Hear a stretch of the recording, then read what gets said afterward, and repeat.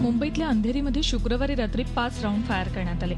एका सोसायटीच्या नव्या सदस्याच्या निवडीवरून गेल्या काही वर्षांपासून वाद सुरू आहे। त्याच भांडणातून परिसरातला गुंड अमजद मुजावर शेख यानं विठोबा सुत्रावे या रिक्षा चालकावर गोळीबार केला।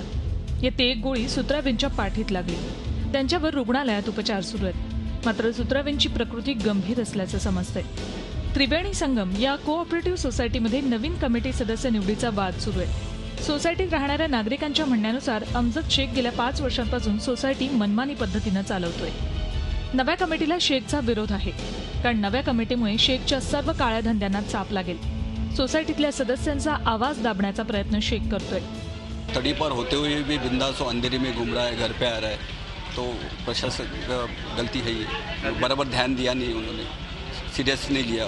सुत्रावेंनी अमजद मुजावर शेखपासून आपल्या जीवाला धोका असल्याची तक्रार याआधी पोलीस स्टेशनमध्ये केली होती, पण त्यांच्या तक्रारीची दखल घेतली गेली नाही।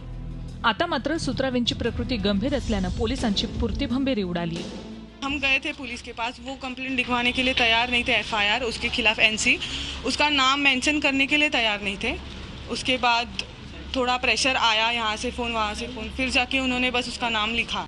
दुसरा महत्त्वाचा मुद्दा म्हणजे या सोसायटीमधल्या डॉक्टर गजराज यादव यांच्या क्लिनिकमध्ये अमजदनं हप्ता वसुलीसाठी त्यांच्यावर पिस्तूल रोखून त्यांना धमकावलं होतं।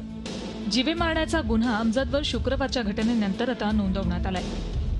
मात्र याआधीच कल्पना देऊनही पोलिसांनी ही घटना गांभीर्यानं न घेतल्यानं पोलिसांकडेही संशयाच्या नजरेनं पाहिलं जातंय। कविता शर्मा, झी मीडिया, मुंबई। झी 24 तास रहा एक पाऊल पुढे।